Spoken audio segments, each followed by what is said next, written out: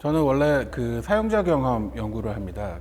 IT 시스템을 사람들이 잘 쓰도록 하기 위해서 사람들에 대한 연구를 많이 하는데 최근에 뭐 2, 3년 동안 보면 실제로 1인 가구들도 많이 증가하기도 했지만 혼자 밥 먹고 영화 보고 여행하고 혼삼 스타일도 엄청나게 이제 증가하고 있고, 그 다음에 그 분인화라는 표현을 하죠. 그 사람들이 점점 집단에서 개인으로 이제 쪼개지는 거죠. 한국 사회는 집단주의 컬렉티브 소사이티잖아요. 사람들끼리 부비부비하면서 마음의 안정도 얻고 그렇게 살아왔는데, IT 기술 발달하고 물류도 발달하고 여러 가지 서비스들이 발달하면서 사람들이 이제 혼자 개인이 이제 문제 해결 능력이 엄청나게 좋아진 거죠. 짐을 옮긴다든지, 뭐 가구를 조립한다든지, 뭐 빨래나 청소를 한다든지 이런 것들이 대부분 클릭 하나로 이제 벌어지기도 하고, 가족에서 개인이 나오고 문제 해결 능력이 좋아지면 처음에는 엄청 좋습니다. 자유롭잖아요. 내가 하고 싶은 것들 다 하고. 하지만 이렇게 이제 가족들 혹은 이제 직장 혹은 자기가 소속돼 있는 곳, 이런 것들이 주는 사회적 리듬이라는 게 있어요. 아침에 일어나서 같이 밥 먹고 출근하고 점심 때 같은 일들을 하고 이래서 편한 것들이 있는데, 혼자 살게 되면 모든 것들을 자기가 레귤레이트 해야 되잖아요. 그런 게 이제 굉장히 어렵죠. 사회적 진공에 빠진다고 얘기하는데, 혼자 이제 자기 방에 있게 되면은 시간 관념도 좀 사라지고 사회적 리듬으로부터 동떨어지게 되죠. 뭐 외로움과 고독도 생기겠지만 생각의 범위나 아니면은 목표가 많이 작아지게 되죠.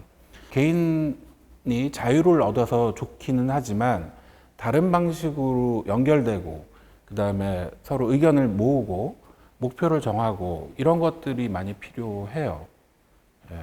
그런 것들을 이제 아마 공급해주는 것들이 취미나 아니면은 뭐 그런 레저 활동 같은 거 하는 모임도 있고, 그 다음에 뭐 같이 새로운 목표를 찾아가지고 사람들이 이제 이합 집산할 수 있는 시스템들은 많이 생기는 것 같습니다.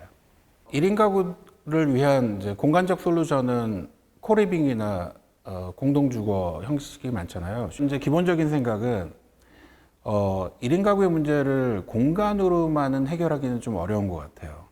택시를 매칭해주는 앱들이 그 개인과 모빌리티를 연결해주는 것처럼 훨씬 더 가벼운 빌림 혹은 정주를 돕는 그런 시스템들, 그다음에 사람과 사람들 간에도 이제 어떤 계약이나 어떤 협의들이 필요할 텐데 그런 걸 도와주는 어떤 장치들, 정보 시스템 혹은 어떤 서비스 시스템들이 공간에 좀 붙어야지 되지 않을까 이렇게 생각을 합니다. 정보화는 공간의 밀도를 높여주죠. 안으로 폭발하는. 그래서 예를 들면 이제 모빌리티나 물류를 한번 생각해 보시면은, 저희 이제 그 신림동에 있는 고시촌에 옛날에는 높은 곳이 집값이 쌌어요. 근데 지금은 쿠팡 물류가 낮에 엄청나게 생수도 나르고 뭐 엄청나게 이제 공급을 해주거든요. 넷플릭스 다 들어오죠. 마켓컬리 오죠. 사실 지리적인 불균형들이 그 정보 시스템으로 보완이 되고 있잖아요. 저는 도시가 훨씬 더 지금보다 10배 정도 밀도가 높아지고 사람들은 그 안에서 훨씬 더 생산성 높은 일들을 하리라고 봐요. 그런데 이제 문제는 일들의 생산성은 높아지는데 우리의 여가의 그 효율성은 높아지는가, 이런 질문을 할 필요가 있어요. 우리의 여가는 굉장히 이제 프래그멘티드 돼서 이제 곳곳에 숨어 있고, 그래서 모바일 게임, 틱톡 뭐 이런 거 보면서 잘게 즐기는 상황이잖아요. 그래서 삶의 퀄리티를 높이기 위해서는 그것을 디프래그먼트해서 청크 오브 타임으로 개인에게 돌려주는 일들이 필요한 것 같아요. 점점 이제 근무 시간도 줄어들기도 하고, 그런 측면에서는 이제 그 새로운 그 빈 공백들에 이제 포커스를 둘 필요가 있고요. 취미를 찾을 때만큼 사람들이 이제 눈이 이렇게 반짝반짝 거릴 때가 없잖아요. 그게 자기의 자신다움을 찾고 구현하는 엑서사이즈라고 봅니다.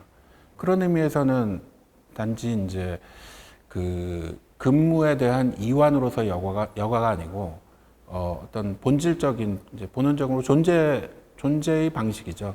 근데 최근에 왜 사람들이 멍한다고 뭐 물멍 불멍 그런 거 하는데 이제 영어로는 contemplate 한다고 하는데 요즘 보면은 해외에서도 contemplate 할 수 있는 공간들을 많이 제공을 하는 것 같아요. 시야가 넓고 눈앞에 있는 것들이 아주 천천히 움직이고 그리고 이제 밀도가 낮고 변화가 없고 그런 곳에 이제 자기를 놓고서 거기에 이제 공조화를 시키는 거죠. 그런 게 아마 이제 공간적인 시작점 아닌가 생각합니다. 서울은 지금 굉장히 단지형 고층 아파트들이 많이 생기잖아요. 지금 사람들의 라이프 스타일은 그거보다 훨씬 다이나믹하고 추구하는 바도 굉장히 다양하고 시간을 보내는 방식도 엄청나게 다양한데 거기서는 그런 옵션들을 잘 찾기 어려울 것 같다는 생각은 들어요. 잠재적 관계망들은 굉장히 넓어지고 기술적으로 이제 가능해지는데 실제 접촉하는 현실화된 관계들은 작죠.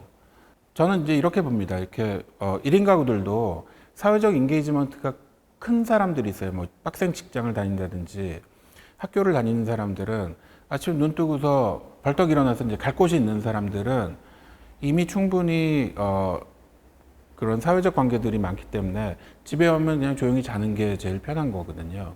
문제는 이제 사회적 인게이지먼트가 없는 사람들이 힘들죠. 아침에 눈 떴는데 뭐 갈 곳이 없다든지 혼자서 공부를 해야 된다든지 이런 사람들이 이제 점점 힘들어지는데 통계적으로 보면은 뭐 정규직, 비정규직 그다음에 이런 직업이 없거나 아니면 아주 템포러리한 잡을 잡는 걸로 보면 사실 1인 가구가 되는 사람들의 한 절반 정도의 생애나 한 3분의 1 정도의 생애가 그렇게 관계로부터 떨어져 나오는 시기가 있는 것 같아요. 저는 이제 궁극적으로 1인 가구 연구를 하면서 무슨 도움을 받기 위해서 사람의 관계를 만드는 게 아니라 관계 속에서 개인의 정체성이 만들어지기 때문에 관계를 계속 만드는 연습을 하고 관계 속에서 삶의 목표와 행복도 찾는 게 아닌가 하는 생각이 들어요. 잔소리하는 집에서는 독립했지만 인간간의 어떤 새로운 관계를 계속 만드는 연습을 해서 자기만의 그 관계에 대한 뭐랄까 철학이 좀 생기고 그게 궁극적인 만족감으로 이어질 거라고 생각합니다. 저는 다인 가구와 다양한 형태의 가구들이 좀 섞여 있는 모습이 훨씬 좀 나을 것 같다는 생각은 많이 합니다. 1인 가구들이 어려운 점은 개인의 주거가 임계치의 기능을 못 갖추고 있어서 보안이라든지 치안으로부터 위험하기도 하고 그 블리딩이 좀 잘 돼서 섞여서 존재하면 어떨까 하는 생각은 좀 들고요. 정보화 시대에 공간은 내폭이 벌어질 것이고 굉장히 높은 밀도와 굉장히 많은 활동들이 벌어질 것이고 거기 사는 사람들은 조금만 이동을 해도 필요한 것들을 해낼 것이고 핫하고 가치가 높은 곳들 그런 곳들은 계속 뭐 집값도 높아지고 그렇겠지만 그 약간 중간 밴드에 있는 곳들도 굉장히 의미 있게 사람들에게 소구되지 않을까, 낙후되거나 혹은 용도가 폐기된 그런 곳들도 재발명을 하거나 이제 재발견을 해서 서울 전체가 한 3배 정도의 어떤 활용도를 가진 도시가 되지 않을까 하는 생각은 듭니다.